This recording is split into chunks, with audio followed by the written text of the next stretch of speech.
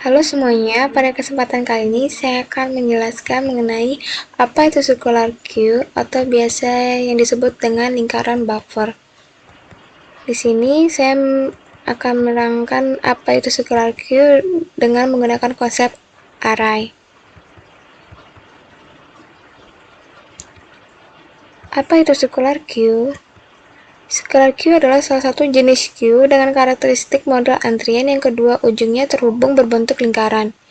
Queue sendiri didukung dengan konsep FIFO, first in, first out, yang artinya data yang pertama kali masuk, maka data tersebut yang pertama akan keluar. Baik, saya akan menjelaskan operasi-operasi yang terdapat pada queue. Yang pertama, enqueue. Fungsi ini digunakan untuk memasukkan elemen ke dalam circular queue. Dalam circular queue, elemen baru selalu disisipkan di posisi belakang atau posisi rear. Dalam queue normal, kita dapat memasukkan elemen hingga queue menjadi penuh. Tapi begitu antrian menjadi penuh, kita tidak bisa memasukkan elemen berikutnya meskipun ada spasi di depan antrian. Baik, ini contoh circular queue dengan queue yang kosong. Maka ketika kita ingin memasukkan data pertama akan berada di indeks 0. Saya memasukkan data bernilai 2, maka headnya berada di data bernilai 2. Selanjutnya saya masukkan data 16, 8, 4, seterusnya hingga data yang terakhir saya masukkan adalah data yang bernilai 30 sehingga rear-nya berada di data terakhir. Nah, queue di sini sudah dalam kondisi penuh sehingga ketika kita memasukkan data lagi, maka queue ini akan mengalami namanya overflow. Selanjutnya, operasi kedua yaitu dequeue. Fungsi ini digunakan untuk mengeluarkan elemen ke dalam circular queue. Dalam circular queue, elemen baru selalu dikeluarkan di posisi depan atau dari posisi head. Jika tidak bisa mengeluarkan elemen data satupun karena kosong, akan terjadi error yang disebut dengan underflow. Sebelum kita mengeluarkan data, kita masukkan data terlebih dahulu dalam queue.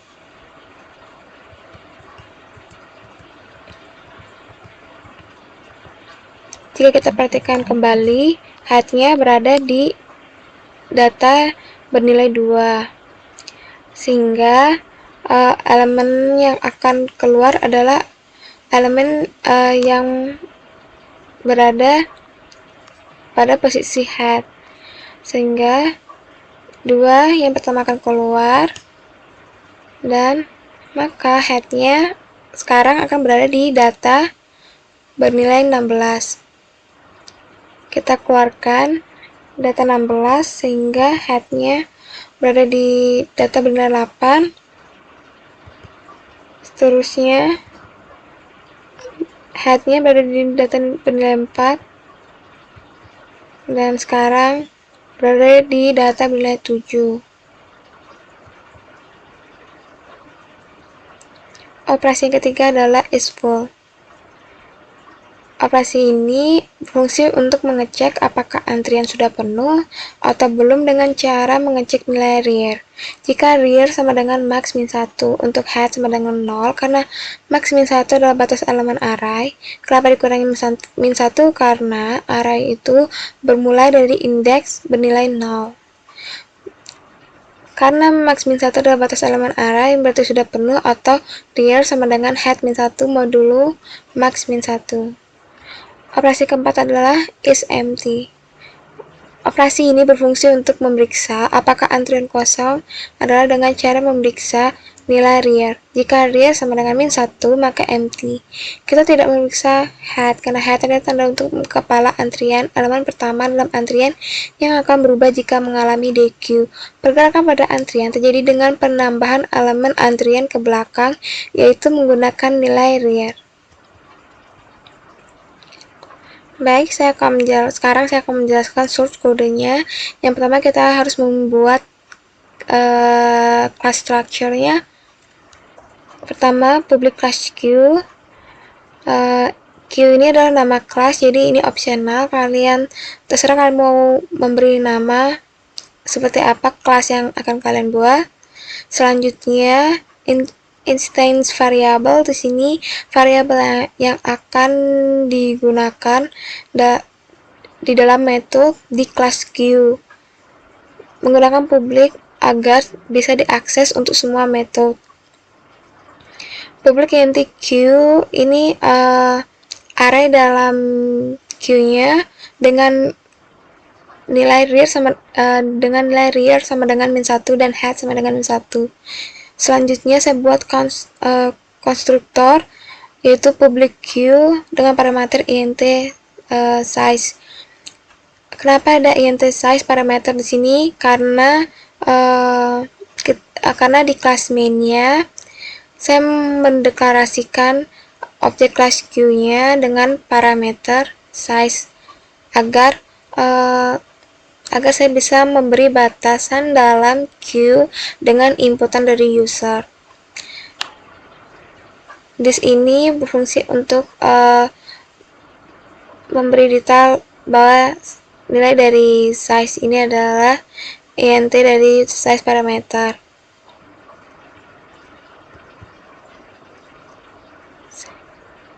Selanjutnya, metode yang pertama adalah public void in Q dengan parameter int data dari kelas main.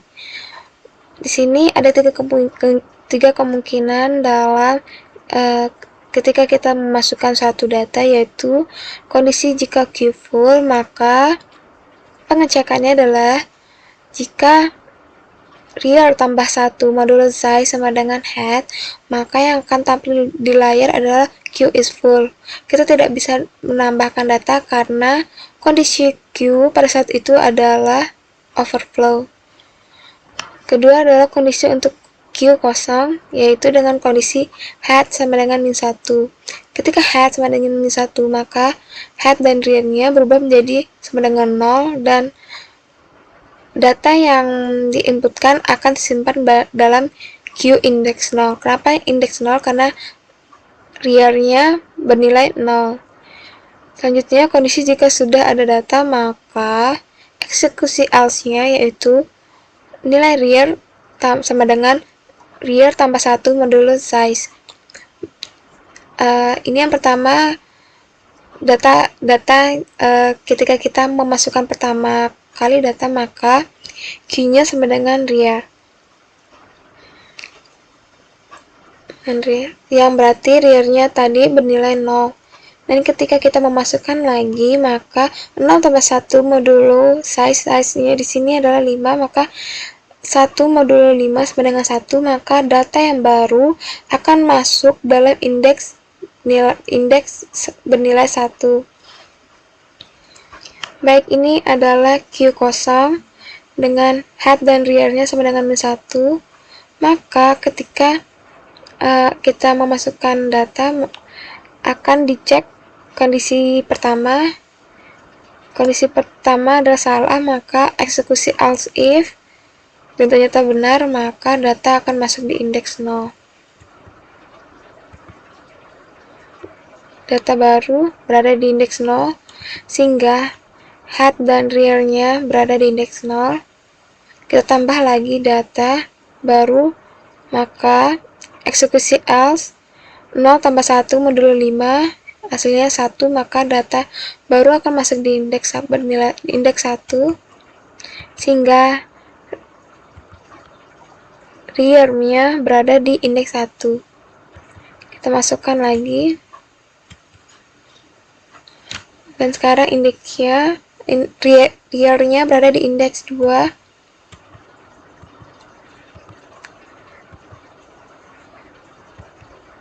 Kita masukkan lagi, menjadi sekarang rear-nya berada di indeks 4. Nah, ketika kita ingin memasukkan data kembali, cek kembali di kondisi pertama apakah terpenuhi. Ternyata terpenuhi. Mengapa? 4 tambah 1 modulo 5 sama dengan 0. 0 apakah sama dengan head? Ternyata benar. Head-nya di sini adalah 0, sehingga yang akan tampil di layar adalah queue is full, dan data baru tidak dapat dimasukkan. Selanjutnya, metode kedua adalah DQ. Di sini saya pisahkan pembagian kondisinya. Ini kondisi pertama adalah jika head kurang dari 0, maka sistem out print queue is empty. Maka return -1, pengembalian nilai -1. Ini adalah stack kosong. Maka ketika kita melakukan operasi DQ, tidak dapat dilakukan karena queue-nya akan mengalami underflow, di mana head dan rear-nya bernilai -1. Selanjutnya, kondisi kedua adalah kondisi jika hanya memiliki satu data. Kondisi itu terjadi ketika head sama dengan rear, maka nilai head itu akan berubah menjadi -1 dan rear berubah menjadi -1. Ini adalah contoh dari queue yang hanya memiliki satu data, maka head dan rear-nya berada di satu indeks, dan ketika kita melakukan DQ, maka head dan rear-nya bernilai -1. Kondisi ketiga adalah kondisi jika memiliki lebih dari satu data, maka head sama dengan head tambah 1 modulo size. Ini contoh penggambarannya dengan queue yang memiliki 5 data. Maka head-nya berada di indeks 0 dan rear-nya berada di indeks 4. Ketika kita ingin mengeluarkan data, maka data yang keluar adalah, kita cek dengan head di sini kan 0 tambah 1 modulo size-nya 5, sehingga head yang ketika kita mengeluarkan data di indeks 0, head-nya akan berada di indeks 1. Kita keluarkan data di indeks 1, maka head-nya berada di indeks 2. Seterusnya seperti itu, hingga head-nya berada di indeks yang sama dengan rear. Maka ketika kita akan mengeluarkan data, head dan rear akan berubah nilai menjadi -1. Queue ini akan kembali kosong. Selanjutnya, metode ketiga adalah display queue. Display queue ini memiliki dua kemungkinan, yaitu kondisi untuk queue kosong. Maka kondisi itu akan terjadi jika head sama dengan -1, sehingga sistem outprint queue kosong. Kondisi kedua adalah jika queue itu tidak kosong atau memiliki data, maka ada dua kemungkinan, yaitu nilai rear-nya lebih besar daripada head atau rear-nya kurang dari head. Maka jika kondisi pertama kemungkinan terjadi, maka loop-nya kita akan menggunakan loop hanya sekali, dari indeks head sampai indeks rear, untuk menampilkan array dari indeks tersebut. Nah, apabila rear-nya tidak lebih besar daripada sama dengan head-nya, maka yang terjadi adalah eksekusi else dengan dengan menampilkan data melalui dua looping. Yaitu pertama, dari data indeks head sampai size, dan kedua adalah looping dari indeks 0 sampai rear. Dan data tersebut disatukan sehingga menampilkan data dari head sampai rear. Yang kedua adalah kelas, kita membuat kelas main-nya dengan metode main,